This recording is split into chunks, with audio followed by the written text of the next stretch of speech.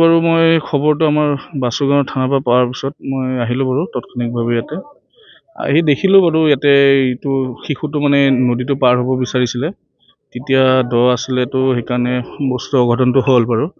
চ' এতিয়া পিছৰ পৰ্যায়ত কেনেকৈ কি ইয়াতে আগতেও কিবা কমপ্লেইন দিয়া আছে বুলি ইয়াতে স্থানীয় ৰাইজে, সেইটো ইনভেষ্টিগেশ্যন কৰা হ'ব।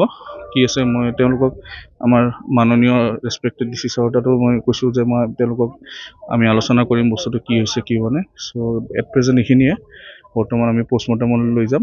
বাকী তেওঁলোকৰ যদি কিবা অভিযোগ আছে তেওঁলোকে থানাত দিব পাৰে, আৰু থানাতো তেওঁলোকে নিজাববীয়াকৈ কিবা কেছ কেছ ৰেজিষ্টাৰ কৰিব বুলি কৈছে।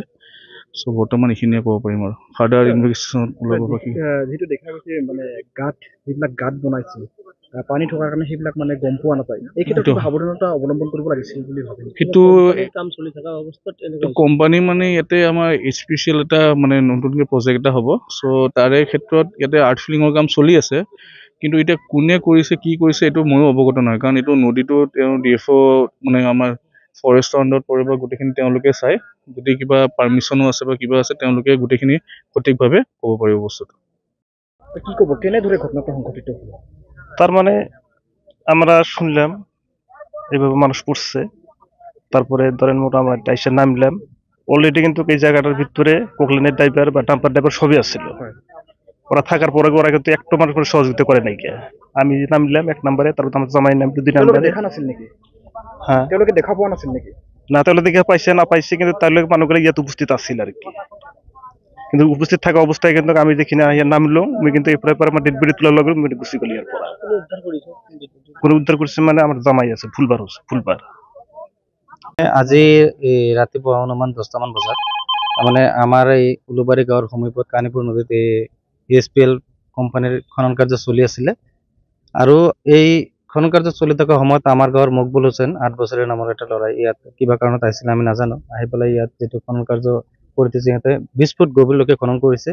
হয়তো ল'ৰাটো চাই পেলাই ওপৰৰ পৰা অনুমান কৰিব পৰা নাছিলে, হয়তো ইয়াৰ পানীত নামৰ লগে লগে তলৰ পিনে গুচি যায়। আৰু যেতিয়া ল'ৰাটো পানীত পৰিলে, সেই পানীত পৰা মুহূৰ্তত কোম্পানীৰ JCB ড্ৰাইভাৰ, পকলেন ড্ৰাইভাৰ আৰু ডাম্পাৰৰ ড্ৰাইভাৰবিলাকে ইয়াত উপস্থিত আছিলে। ল'ৰাটো পানীত পৰা দেখি ইহঁতে গাড়ী লৈ পেলাই গুচি গ'ল। আৰু ল'ৰাটো যেতিয়া পানীত পৰিলে, এই ঘটনাটো আমাৰ গাঁৱৰ এজন মহিলাই প্ৰত্যক্ষ কৰিছিলে। কৰাৰ পিছত এই মহিলাজনী চিঞৰ বাখৰ কৰাত আমাৰ গাঁৱৰ মানুহ ওলাই আহি ল'ৰাটোক উদ্ধাৰ কৰাৰ কাৰণে চেষ্টা চলালে, কিন্তু ইতিমধ্যে ল'ৰাটো মৃত্যুক আকোৱালি লৈছে। 1 ঘণ্টামান পিছত আমি ল'ৰাটোক আমাৰ গাঁৱৰ ৰাইজে উদ্ধাৰ কৰিবলৈ সক্ষম হৈছে। আৰু এইটো যিটো খনন কাৰ্য চলি আছিলে, আমি এমাহ পূৰ্বতে আমাৰ গাঁৱৰ ক্ষতি হ'ব বুলি এই খনন কাৰ্যটো বন্ধ ৰখাৰ কাৰণে আমি DFO অফিচত এটা কমপ্লেইন দিছিলোঁ আমাৰ ৰাইজৰ তৰফৰ পৰা, বাসুগাঁও ফৰেষ্ট অফিচতো দিছিলোঁ। কিন্তু আমাৰ এইটো অভিযোগ পত্ৰটো একচেপ্ট হোৱাৰ পিছতো কাৰ নেতৃত্বত, কাৰ বাহুবলত, কি হাতত এইটো খনন কাৰ্য চলিবলৈ পাই আছে এইটো আমি অজ্ঞাত বা আমি নাজানো। যিবিলাক মানুহ এই খনন কাৰ্যত জড়িত হৈ আছে, আমি ইয়াত আপোনালোকৰ সংবাদ মাধ্যমৰ জৰিয়তে আমি দাবী জনাইছোঁ, এই খনন কাৰ্যত যিবিলাক মানুহ জড়িত আছে তেওঁলোকৰ উপযুক্ত শাস্তি হ'ব লাগে, আৰু যিজন মানুহ মৰিলে তেওঁৰ উপযুক্ত এটা ক্ষতিপূৰণ দিব লাগে। আৰু লগতে ল'ৰাটো ইয়াত অলৰেডি ইয়াতেই আছে। কোম্পানীৰ মানুহ ইয়াত আহিব লাগে। HPL হিন্দুস্তান পেট্ৰলিয়াম লিমিটেড, এই কোম্পানীৰ কামে চলি আছে ইয়াতে। এই ল'ৰাটোৰ উপযুক্ত ক্ষতিপূৰণ দিহে ল'ৰাটোক আমি ইয়াৰ পৰা লৈ যাবলৈ দিম, এইটো আমাৰ ৰাইজৰ ডিমাণ্ড। হয়তো ল'ৰাটো ইয়াত আছে, আপোনালোকে চাব পাৰে। এইখিনি আমাৰ ৰাইজৰ ডিমাণ্ড। ল'ৰাটো আছিলে 8 বছৰ, 2য় শ্ৰেণীত পঢ়ি থকা মকবুল হুছেইন নাম। যিহেতু দেখা গৈছে কানিপুৰৰ লগতে চম্পা নদীতো অবৈধ খনন, তেনেকে বহুত গাঁত খন্দা দেখা পোৱা গৈছে, কি ক'ব? হয় চাওক, আজি আমাৰ উলুবাৰী গাঁৱৰ সমীপত যিটো খনন কাৰ্য চলি আছে, আমি কিন্তু অৱগত নাছিলোঁ। হয়তো কাৰ নেতৃত্বত চলে সেইটো নাজানো, কিন্তু যিটো মানে সতৰ্কমূলক বা কোনো সভা বা কোনো ছিগনেল ইয়াত কিন্তু নাই। আমি জনামতে খাগৰাবাৰী, কচুতলা বা আৰু ক'ৰবাত খনন কাৰ্য চলি আছে। আপোনালোকে আমি ইয়াৰ ৰাইজৰ ওচৰ পাজৰৰ ৰাইজক আমি সচেতনমূলক যিটো বাৰ্তা, আপোনালোকে সচেতন হওক, নিজৰ ল'ৰা ছোৱালী স্কুলত আহে যায়। আজি কোম্পানীৰ ইয়াত বিজনেছ কৰিব লাগিছে, বিজনেছ কৰিব যাব, তাতে কিন্তু আমাৰ ৰাইজৰ কোনো 1 টকা প্ৰফিট নাই। আজি আমাৰ মাজৰ পৰা এজন ল'ৰা হয়, ইয়াৰ জিম্মেদাৰী কোনোবাই ল'ব নেকি? গতিকে যদি ক'তবা এনেদৰে অবৈধ খনন কাৰ্য চলি আছে, ৰাইজে মাৰবান্ধি ওলাই হওক, ইয়াৰ প্ৰতিবাদ কৰিব লাগে। নহ'লে কিন্তু আগন্তুক দিনত ইয়াতকৈ আৰু ভয়াৱহ পৰিস্থিতি হয়তো আমাৰ মাজত সংঘটিত হ'ব পাৰে। আজি আমি খুবেই মৰ্মাহিত।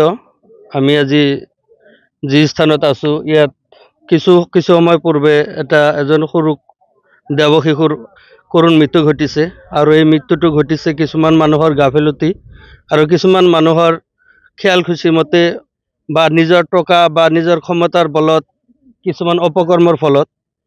আপোনালোকে গম পায় ওচৰতে এখন আমাৰ এখন প্ৰজেক্ট চলি আছে য'ত বহুত বালিৰ প্ৰয়োজন হৈ আছে আৰ্ট ফিলিঙৰ কাৰণে আৰু সেই আৰ্ট ফিলিঙৰ কাৰণে ইয়াত অবৈধভাৱে সম্ভৱতঃ অবৈধভাৱে হ'ব নহ'লে DOF হয়তো পাৰ্মিশ্যন দিছে নাজানো আমি খুব বেয়া অৱস্থাকে ইমান খনন কৰিছে পানীৰ ওপৰৰ পৰা বুজা নাযায় কিন্তু কমেও 25 পৰা 30 ফুটলৈকে ঠায়ে ঠায়ে খনন কৰিছে যেটো কোনেও গম পোৱা নাযায় যে ইয়াত ইমান ডাঙৰ এখন মানে দ আছে বা গাড় আছে বুলি কোনো হয়তো গম নাপায় সেই বাচ্চাজনে হয়তো গম পোৱা নাই নদীখন পাৰ হ'ব ধৰোতে নিশ্চয় ইয়াত এনেকুৱা কৰুণ মৃত্যু খাজি আৱটিব লগা হ'ল হয়তো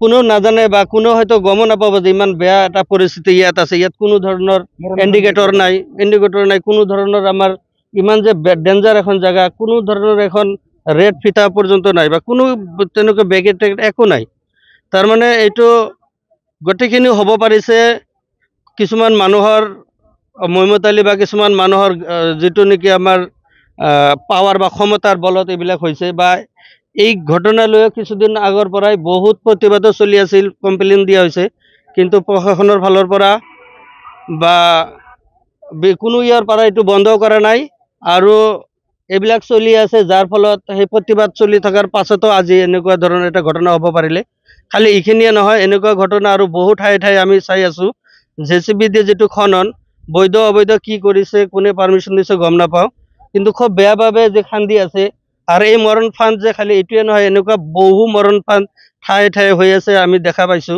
অকল এইখন নদীতে নহয় চাম্পা নদীতো সেম ঘটনা ঘটিছে আমাৰ প্ৰশাসন আছে আমাৰ চৰকাৰ আছে এখেতসকলে যদি এইবিলাক তদন্ত কৰে গোটেইখিনি গম পাব আৰু আজি এইটো মৰিছে ইতিমধ্যে যোৱা আৰু পানীতো পৰিছিল বাচ্চা সেইবিলাক উঠোৱা হৈছে ভাগ্যক্ৰমে সেইবিলাকৰ জীৱনটো ৰক্ষা পৰিছে কিন্তু আগন্তুক দিনত এনেকুৱা হৈ থাকিলে হয়তো আৰু যে 2 এজনৰ জীৱন বিপদাপন্ন নহ'ব 2 এজন যে আকৌ এনেকুৱা দুৰ্ঘটনাত পতিত হ'ব নালাগিব তাকো কোনো গ্যাৰান্টি দিয়া নাযায় আমি প্ৰশাসনক চৰকাৰক সকলোকে এটা আহ্বান কৰিছো আমাক জীয়াই থাকাৰ এটা অধিকাৰ দিয়ক আমি যে আমাৰ দুখীয়া মানুহ আমাৰ এৰিয়াৰ মানুহবিলাক দুখীয়া মানুহবিলাকে যাতে জীয়াই থাকিব পাৰে জীয়াই থাকাৰ যেটো ন্যূনতম যিখিনি প্ৰয়োজনীয়তা এইখিনি যাতে কোনো ব্যাঘাত জন্মিব নালাগে নদীটো কোনেও হয়তো গম নাপায় যে ইমান সাধাৰণতে নদীত পানী নাই আমাৰ এইখিনিত পানী নাই একদম পানী কম হঠাৎ কৰি ইমান ডাঙৰকে দ কৰি থলে কোনো গম নাপাব যে ইয়াত আমাৰ কাৰণে ইমান মৰণ ফান্দ অপেক্ষা কৰি আছে আমি ইয়াত যাই হয়তো ইয়াত গ'লে আমাৰ জীৱনটো বিপদাপন্ন হ'ব বা মৰিম তো আমাৰ এটাই অনুৰোধ যেটো গ'ল ইয়াৰ জীৱন আৰু ঘূৰি নাহে আগামী দিনতো যাতে এনেকুৱা ধৰণৰ ঘটনা ঘটি আৰু 2-4 জনৰ জীৱন বিপদাপন্ন নহয় তাৰ বাবে তদন্ত কৰি ইয়াৰ এটা উচিত বিচাৰো হ'ব লাগে আৰু ভুক্তভোগী পৰিয়ালটো এতিয়া যাতে ইয়াৰ উচিত ন্যায় পায় তাৰ বাবে আমি আবেদন কৰিছো লগতে যিসকল ব্যক্তি এইবিলাক খনন কাৰ্য অবৈধৰ লগত জড়িত উচিত তদন্ত হৈ তেওঁলোকৰ উচিত যাতে শাস্তি বিহা হয় তাৰে আহ্বান কৰিছো এইখিনি কৈ আজি যেটো এটা কৰুণ ঘটনা সংঘটিত ইয়াৰ বাবে কোন দায়ী বুলি ভাবে ইয়াৰ বাবে দায়ী হ'ব প্ৰথম হয়তো দায়ী হ'ব যিসকলে এই কাৰ্যবিলাক বৈধভাৱে কৰিছে অবৈধভাৱে কৰিছে সিহঁতে গম পাই পাৰ্মিশ্যন লৈছে নাইছে যিহঁতে ঘটনাটো এনেকে কোনো ধৰণৰ সিকিউৰিটি বা কোনো ধৰণৰ আমাৰ ইণ্ডিকেটৰ নিদিয়াকে যি খনন কৰিছে প্ৰথম দুখী নিশ্চয় তেওঁ হ'ব দ্বিতীয় নম্বৰ হয়তো দুখী হ'ব আমাৰ প্ৰশাসনৰ ফালৰ পৰা এইবিলাক তদন্ত কৰিব লাগিছিল